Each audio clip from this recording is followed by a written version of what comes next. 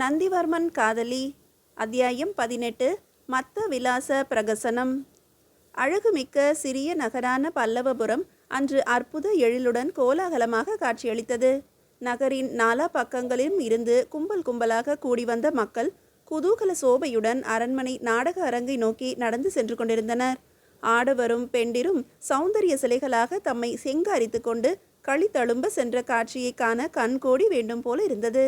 நெஞ்சு கொள்ளா மகிழ்ச்சியும் தலை கொள்ளா பெருமையும் உடல் கொள்ளா உற்சாக பூரிப்பும் கண் கொள்ளா ஆவலும் கொண்டவர்களாக விளங்கியவர்கள் விரைந்து நடந்து சென்று கொண்டிருந்தனர். இப்படி இவர்கள் அரண்மனையை நோக்கி செல்ல காரணம் என்ன? பல்லவ சாம்ராஜ்யத்தின் மகா மன்னன் நந்திவர்மன் இன்று அரச கோலங்களோடு பல்லவபுரத்திற்கு விஜயம் செய்திருக்கிறான். இது முதல் விஷயம். அவ்வெற்றி வீர மாமன்னன் முதலாக தன் பட்டத்து அரசி சங்காதேவியுடன் இன்னகருக்கு வந்திருக்கிறான். இது இரண்டாவது விசேஷம். இவர்களுடன் அரசி அக்கள நிம்மதி பிராட்டியாரும் புதுக்கோட்டை சிற்றரசர் வாலிவடுகரும் பாரத வெண்பா பாடி அருளிய மகாகவிஞர் பெருந்தேவனாரும் வருகை தந்திருக்கிறார்கள். இது மூன்றாவது விசேஷம். தென்னகத்தின் கலைச்செல்வி நடன அரசி ஆஸ்தான நர்த்தகி சதுரல் சதுரியின் நடனம் இன்று அரண்மனை அரங்கில் நடக்கவிருக்கிறது. இது நான்காவது விசேஷம். இவற்றுடன் முதலாம் மகேந்திரவர்மன் இயற்றி பிரசித்தி பெற்ற வடமொழி நாடகமான மத்த விலாச பிரகசனத்தை ஈழ நாட்டிலிருந்து வந்திருக்கும் நாடக கலைஞர் குழு ஒன்று தமிழில் நடித்து காட்டப்போகிறது. இது ஐந்தாவது விசேஷம்.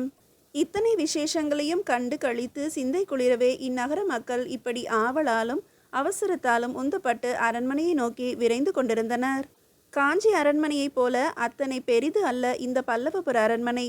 அதில் 4 பங்கு அளவினதாகவே இருந்தது. ஆனால் அழகு அமைப்பிலும் கலை வேலைப்பாட்டிலும் அதற்கு இது எவ்வகையிலும் குறையாமல் விளங்கியது. இந்த அரண்மனையை சார்ந்து அதன் இடப்புறம் உயர்ந்த கருங்கல் மதில்களால் சூழப்பட்ட உறுதி வாய்ந்த சிறைக்கோட்டம் அமைந்திருந்தது. அது இங்கே இருப்பதால் அரண்மனையின் அழகு தோற்றம் ஓரளவு பாதிக்கப்பட்டிருந்தது என்பது உண்மை என்றாலும் அச்சிறைக்கோட்டம் இவ்விடத்தில் இருக்க வேண்டியதும் அவசியமாகிவிட்டது. சுகவழி தென்றல் சுருண்டு தவழும் நேரம், தீபங்கள் ஏற்றப்பட்டு ஒளி ஆராதனை செய்யும் சமயம். பிரம்மாண்டமான அரண்மனை நாடக மண்டபத்தில் ஆயிரக்கணக்கான மக்கள் அவரவர் தகுதிக்கு ஏற்ற ஆசனங்களில் அமைதியாக அமர்ந்திருந்தனர். வட்ட வடிவமாக இருந்த மண்டபத்தின் இடது பக்கத்தில் வரிசையாக போடப்பட்டிருந்த அழகிய ஆசனங்களில் அமைச்சர் குழுவும் அரசாங்க செயல் அதிகாரிகளும் படைத்தலைவர்களும் வாயில் கேட்பாரும், அதாவது மன்னரிடும் கட்டளைகளை உடனுக்குடன் ஓலைகளில் எழுதி கொள்வோர் வாயில் கேட்போர் எனப்பட்டனர். நகரத்தாரும் நாட்டாரும் கம்பீரமாக வீற்றிருந்தனர். இவர்களுக்கு பின் வரிசையில் அரண்மனை பொற்கொல்லர்கள், பட்டய எழுத்தாளர்கள், புலவர்கள், சிற்பிகள், ஓவியர்கள், பெருமக்கள், ஏரி வாரியம், தோட்ட வாரியம், நியாய வாரியம், ஆளும் கணத்தார், அமிர்த கணத்தார் ஆகியோர் அமர்ந்திருந்தனர். அமிர்த கணத்தார் என்பவர் கோயில் நிர்வாகிகள். இந்த வரிசைக்கு பின் வரிசையில் அரண்மனை பணியாட்களும் பணிப்பெண்களும் காவல் வீரர்களும் ஓய்வு பெற்ற உல்லாசத்துடன் அமர்ந்திருந்தனர். மண்டபத்தின் வலது பக்கம் உயர்ந்த பீடம் ஒன்று வனப்புற அமைக்கப்பட்டிருந்தது. அந்த பீடத்தின் மேல் 2 பொன் ஆசனங்கள் போடப்பட்டிருந்தன. அவற்றின் வலதுபுறத்தில் சற்றே தாழ்வாக ஒரு வெள்ளி ஆசனமும் இடதுபுறத்தில் 2 வெள்ளி ஆசனங்களும் இருந்தன. அவற்றில் அரசி அக்கள நிம்மதியும் சிற்றரசர் வாலிவடுகரும் கவியரசர் பெருந்தேவனாரும் எல்லையற்ற மகிழ்ச்சி விம்மலுடன் வீற்றிருந்தனர். 35 அடி அகலமும் 40 அடி நீளமும் கொண்ட சதுர மேடை. அந்த மேடை உறுதியான பலகைகளால் அமைக்கப்பட்டிருந்தது. மேடையின் 2 பக்கமும் ஒருமுக எழுநிகள் தொங்கிக் கொண்டிருந்தன. எழுநிகள் என்பது பக்க திரைச்சீலைகள்.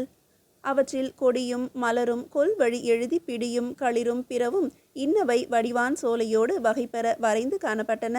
இப்படி விளங்கிய அந்த அரங்கின் முன் விளிம்பிற்கு நேர் மேலிருந்து அழகிய நீல நிற பட்டாலான கரந்து வரல் எழினி தொங்கிக் கொண்டிருந்தது. இந்த எழினியின் பல்லவ லட்சணையான நந்தியும் 2 விளக்குகளும் வண்ண ஓவியமாக தீட்டப்பட்டிருந்தன. மண்டபத்திலுள்ள தூண்களின் நிழல்களோ அரங்கிலுள்ள பக்கத்திரைகளின் நிழல்களோ மேடையில் விழுந்து படிய வண்ணம் மிகுந்த திறமையுடன் விளக்குகள் அமைத்து வைக்கப்பட்டிருந்தன. இப்படி இருந்த அந்த எழிலார்ந்த கூத்தரங்கில் அமைதி வடிவாக அமர்ந்திருப்பவர்களுக்கு சிரமம் தெரியாமல் இருக்க இசை கருவிகளின் இனிய மெல்லோசை எங்கிருந்தோ தவழ்ந்து வந்து கொண்டிருந்தது. நடன நிகழ்ச்சிக்கு குறிப்பிட்ட நேரம் நெருங்கிவிட்டது. அவையோரின் ஆவல் உச்சகட்டத்தை அடைந்தது. நடன விருந்துக்காகவா இந்த ஆவல்? இல்லை இல்லை, தங்கள் மகா மன்னரையும் மகாராணியையும் தரிசிக்க போகும் ஆவல்தான் அது. இழைந்து கொண்டிருந்த இசை கருவிகளின் இன்னிசை நின்றது. எங்கும் அமைதி சூழ்ந்தது. ஒரு கன நேரம்தான். திடீரென்று அந்த அமைதி கிழிந்தது. பல்லவ சாம்ராஜ்யத்தின் மாமன்னர் வாழ்க வாழ்க! பல்லவ பேரரசின் மகாராணி வாழ்க வாழ்க! மண்டபமே அதிர்ந்து ஆடுவது போல இந்த வாழ்த்துளி எழும்பி ஓய்ந்தது. அவையிலிருந்த அனைவரும் பக்தி வினயத்துடன் எழுந்து நின்றனர். கட்டுக்கடங்கா ஆவலுடன் எல்லோரும் மண்டபத்தின் பிரதான வாயிற்பக்கம் திரும்பினர். அங்கே நீல வண்ண நெடியோனான திருமாலும் நிர்மல செந்தாமரையில் உறைபவளுமான மகாலட்சுமியும் சர்வ அலங்கார சமேதராய் திருப்பார்கடலை விட்டு எழுந்தருளி வருவது போல நந்திவர்மனும் சங்காதேவியும் எழிலார்ந்த கம்பீர தோற்றத்துடன் வந்து கொண்டிருந்தனர். அவர்களின் பின்னால் பொற்பதுமை சிங்கார அழகு வடிவாக அடக்கத்தோடும் பணிவோடும் பக்தி வினயத்தோடும் மென்னடை நடந்து வந்து கொண்டிருந்தாள் சித்திரக்குழலி. மண்டபத்தில் ஏற்பட்ட மகிழ்ச்சி அலையொலிகள் அடங்கி ஓய்ந்து மீண்டும் அமைதி சூழ்ந்தது. நந்திவர்மனும் சங்காதேவியும் பீடத்தின் மீது ஏறி நின்றனர். முதலில் அன்னை அக்கள நிம்மதியையும் கவிஞர் பெருந்தேவனாரையும் வாலிவடுகரையும் சிரம் தாழ்த்தி வணங்கினர். பெரிய பிராட்டியார் பேரானந்த கண்ணீர் வழிய தம் மகனையும் மருமகளையும் சிவநாமத்தால் ஆசீர்வதித்தார். பெருந்தேவனார் எழுந்து நாவினிக்கும் பைந்தமிழால் நல்வாழ்த்து வழங்கிவிட்டு அமர்ந்தார். வாலிவடுகர் தம் வீர வாழ்த்தை கூறிவிட்டு அமர்ந்தார். பின்னர் சபையோரை பார்த்து கரங்குவித்தனர் நந்தியும் சங்காவும். மீண்டும் அந்த மண்டபம் அதிர வாழ்த்துளி கிளம்பி ஓய்ந்தது. மன்னனும் மகாராணியும் பொன் ஆசனத்தில் அமர்ந்தனர். அவர்கள் பின்னால் ஒன்பொற் சிலையென நின்றாள் சித்திரக்குழலி. மேடையில் தொங்கிய சாந்துவரல் எழினி மேலே சுருண்டு ஏறியது. வாத்தியங்கள் கானாமிர்தம் பொழிந்தன. முத்தளங்கள் ஆர்த்தன. கலீர் கலீர் என்று சதங்கையொலி கேட்டது. சதுரல் சதுரி அதிரூப சௌந்தரியவதியாக அரங்கில் தோன்றினாள். தோற்கருவி, துளைக்கருவி, நரம்பு கருவி, கஞ்சக்கருவி, மிடற்று கருவி ஆகிய ஐவகை இசைக்கருவிகளும் சேர்ந்து முழங்க துவங்கின. இடக்கை, உடுக்கை, மத்தளம், சல்லிகை, திமிலை, தக்கை, தமருகம், தடாரி, அந்தரி, சந்திரவளையம், நிசாளம், துடுமை, தருணிச்சம், உபாங்கம் முதலான தோற்கருவிகளும் துளைக்கருவியான வேங்குழலும் நரம்பு கருவிகளான ஆதியாழ், மகரையாழ், சகோடையாழ், செங்கோட்டியாழ் முதலானவையும் சேர்ந்து பிளிற்றிய இசை தேரல் வெள்ளம் சபையோரின் செவிகளில் பாய்ந்து அவர்களின் இதயங்களை களித்தாளமிட செய்தது. அந்த பண்ணோடு சேர்ந்த பாடலுக்கு ஏற்ப முதலில் சாந்தி நடனம் ஆட துவங்கினாள் சதுரல் சதுரி. அதன் உட்பிரிவுகளான சொக்கம், மெய்க்கூத்து, அபிநய கூத்து முதலானவற்றை மின்னலென துள்ளி மேகமென சரிந்து கொடியென வளைந்து மானென தாவி மயிலென ஆடினாள். சபையோர் நினைவிழந்து மெய் மறந்தனர். அடுத்து வினோத நடனம் ஆரம்பமாகியது. சிவனாடல், குமரனாடல், இந்திராணியாடல், துர்க்கையாடல், சப்த மாதராடல், காமநாடல், வேலநாடல், வெற்றியாடல் முதலான அற்புத ஆடல்களை அதற்குரிய கருத்தமைந்த பாடல்களோடும் பின்னணி இசைகளோடும் ஆடி சபையோரை ஆனந்த சாகரத்தில் ஆழ்த்தினாள் சதுரல் சதுரி. அவளது இளமையும் எழிலும் மாய இசையும் மருட்சியூட்டும் இன்றைய நிலைகளும் வண்ண ஒளி விளக்கங்களும் இன்னிசை அலைகளும் காண்போரை களிமயக்கத்தில் ஆழ்த்தின. நடன நிகழ்ச்சி முடிவடைந்தது. இடைவேளை வந்து நடன அரங்கை நாடக அரங்காக்கும் வேலை துரித கதியில் நடைபெறலாயிற்று. தென்னகத்து நடனக்கலையை முதலாக கண்ட சங்காதேவி எல்லையற்ற வியப்பு கடலில் ஆழ்ந்திருந்தாள். அவளது காயாம்பூ ஒத்த கருவிழிகள் அந்த வியப்பை வழிய விட்டு கொண்டிருந்தன. ஆனால் நந்திவர்மனோ இந்த நடன நிகழ்ச்சியில் அதிக கவனம் செலுத்தவில்லை. ஏனென்றால் அவன் நாடக நிகழ்ச்சியை ஆவலோடு எதிர்பார்த்து காத்திருந்தான். அவனது ஆவலுக்கு காரணம் இதுதான். வடமொழி நாடகங்களை தமிழ்படுத்தி நடிப்பது தமிழகத்தில் நீண்ட காலமாக வழக்கத்தில் இருந்தது. தமிழில் இயற்றப்படும் நாடகங்களுக்கு தமிழ் கூத்து என்றும் வடமொழி நாடகங்களை தமிழில் பெயர்ப்பதற்கு ஆரிய கூத்து என்றும் பெயர். முதலாம் மகேந்திரவர்மன் சித்திரக்கலையில் வல்லவனாக இருந்ததால் சித்திரக்கார புலி என்னும் சிறப்பு பெயர் பெற்றான். தட்சிண சித்திரம் என்னும் வடமொழி ஓவிய நூல் ஒன்றிற்கு அவன் உரை எழுதியும் இருக்கிறான். கட்டிடக்கலையில் வல்லவனாக இருந்ததால் சேதகாரி என்ற பட்ட பெயர் பெற்றான். இசை புலவனான அவன் தாள வகைகள் 5னுள் சங்கீர்ண தாளம் என்ற ஒன்றை புதிதாக கண்டுபிடித்து அமைத்ததோடு அல்லாமல் பரிவாதினி எனும் பெயர் கொண்ட தன் வீணையை வாசிப்பதிலும் மிகுந்த தேர்ச்சி பெற்றிருந்தான். இத்தகைய மகா கலைஞனான மகேந்திரவர்மன் மத்த விலாச பிரகசனம் எனும் நாடகம் ஒன்றையும் வடமொழியில் இயற்றி புகழ் பெற்றான். இதனால் அவனுக்கு மத்த விலாசன் என்ற சிறப்பு பெயரும் அமைந்தது. பௌத்த, காபாலிக, பாசுபத மதங்களை கேலி செய்வதற்காகவே இயற்றப்பெற்ற நாடகம் அது. இந்த வடமொழி நகைச்சுவை நாடகம் பல முறை அரங்கேறி இருக்கிறது. நந்திவர்மனும் அந்நாடகத்தை கண்டு களித்திருக்கிறான். ஆனால் இதுவரையில் அந்த நாடகம் ஆரிய கூத்தாக, அதாவது தமிழ் படுத்தி அரங்கேறவே இல்லை. இன்றுதான் ஈழ நாட்டிலிருந்து வந்திருக்கும் கலைக்குழுவினர் முதலாக அந்த நாடகத்தை ஆரிய கூத்தாகி நடித்து காட்டப் போகின்றனர். அதனாலேயே தான் தமிழே தன் உயிரென இருக்கும் நந்திவர்மன் தனது மூதாதை இயற்றிய வடமொழி நாடகத்தை தமிழ் உருவிலே காண அத்தனை ஆர்வத்தோடு காத்திருந்தான்.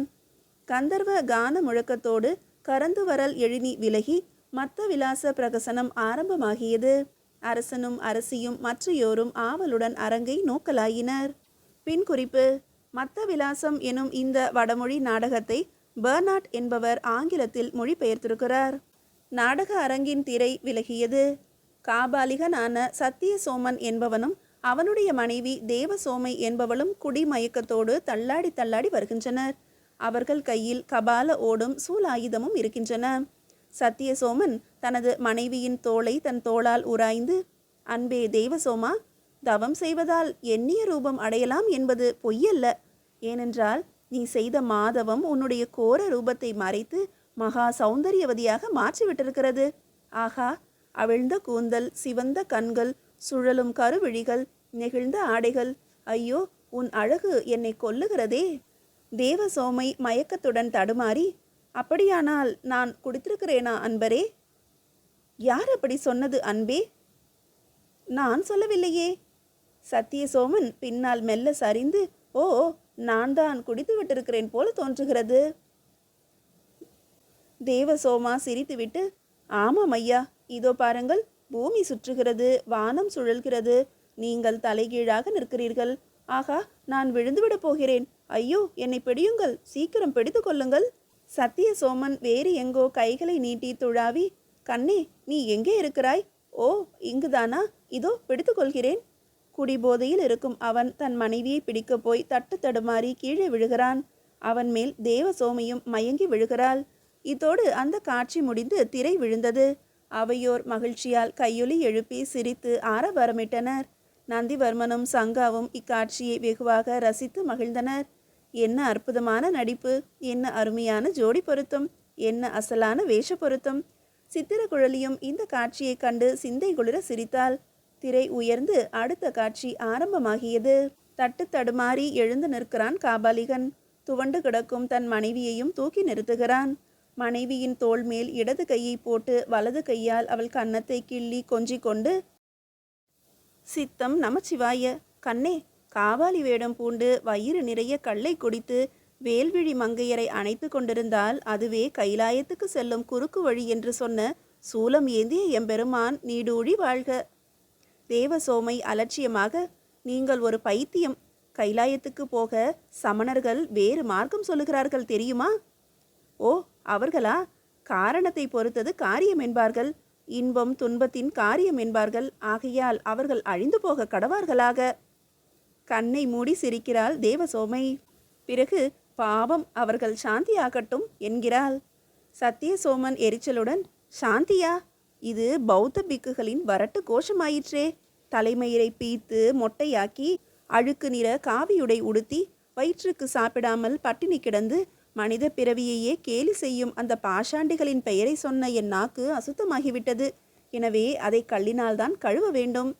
தேவசோமை அவன் கையை பிடித்து இழுத்து, அப்படியானால் சீக்கிரம் வாருங்கள் அன்பரே, அதோ இருக்கும் அந்த கள்ளுக்கடைக்கு போவோம். ஒருவரையொருவர் கன்னத்தை தட்டி விட்டு கொண்டு போகிறார்கள். இரண்டாவது காட்சி முடிவுற்று திரை தொங்கிற்று. சபையில் அளவு கடந்த உற்சாகம் அலைமோதியது. நந்திவர்மனும் சங்காவும் இந்த காட்சியை வெகுவாக ரசித்தனர். ஆனால் அவர்கள் பின்னால் நின்ற சித்திரக்குழலியோ, அவள் முகம் ஏனோ கருத்திருந்தது. எழினி ஏற மூன்றாம் காட்சி ஆரம்பமாகியது. ஒரு மதுபான கடை. அந்த கடையின் எதிரில் வந்து நிற்கின்றனர் காபாலிகனும் அவன் மனைவியும். சத்தியசோமன் ஓசையான உரத்த குரலில், அம்மணி, பிக்ஷாந்தேகி என்கிறான். கடையில் இருந்த ஒரு பெண் கொஞ்சம் கல்லை கொண்டு வந்து கொடுக்கிறாள். அவசரமாக, தேவசோமா, நம் கபால பாத்திரத்தில் அந்த கல்லை வாங்கிக்கொள் என்கிறான் சத்தியசோமன். கபால பாத்திரம் உங்களிடம்தானே இருந்தது? என்னிடம் இல்லையே.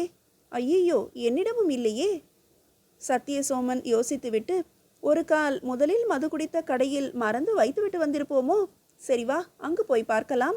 தேவசோமை கவலையுடன், இங்கே கொடுக்கும் கல்லை எதிலே வாங்கிக் கொள்வது? மண்டையோட்டில் அல்லாது வேறு எதிலும் நாம் பிக்ஷை வாங்கக்கூடாதே என்கிறாள். ஆபத்தர்மப்படி செய். இந்த காளை மாட்டு கொம்பில் அந்த கல்லை வாங்கிக்கொள். ஓரிடத்தில் இருவரும் அமர்ந்து கல்லை குடித்துவிட்டு எழுந்து காணாமல் போன கபால ஓட்டை தேடப் போகிறார்கள். எங்கு தேடியும் அந்த ஓடு கிடைக்கவில்லை. தேவசோமை அழுது கொண்டு, ஐயா, நம் கபால பாத்திரத்தை யார் எடுத்திருப்பார்கள் என்கிறாள்.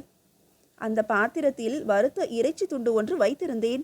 இதனால் அப்பாத்திரத்தை ஒரு நாய் வேண்டுமானால் தூக்கி போயிருக்க வேண்டும், அல்லது ஒரு பௌத்த பிக்ஷுவாவது கவர்ந்து போயிருக்க வேண்டும். தேவசோமை திடீர் உற்சாகத்துடன், அதோ பாருங்கள், காவியுடை போர்த்து கொண்டு ஒரு புத்த பிக்ஷு வருகிறான். அவன் தன் கையில் எதையோ மறைத்து வைத்து கொண்டு திருடனை போல விழித்தபடி வருகிறான். ஆமாம் கண்ணே, இப்போது என்ன செய்யலாம்? அந்த பிக்ஷுவை பிடித்து நிறுத்தி அவன் மறைத்து எடுத்து செல்வது என்ன என்று பார்த்து விடுவோம். அதுதான் சரியான யோசனை. அடே பௌத்த சந்நியாசி, ஓடாதே ஓடாதே, அங்கேயே நில். இவ்வாறு கத்திக்கொண்டே மேடையை விட்டு கீழே இறங்கி ஓடுகிறான் காபாலிகன். அவனை பின்தொடர்ந்து அவன் மனைவியும் ஓடுகிறாள். ஹா! பின்னால் நின்று கொண்டிருந்த சித்திரக்குழலி திடீரென்று அலறிக்கொண்டு குபீர் என்று பாய்ந்து ராணி சங்காவின் முன்பக்கம் ஓடி வந்தாள்.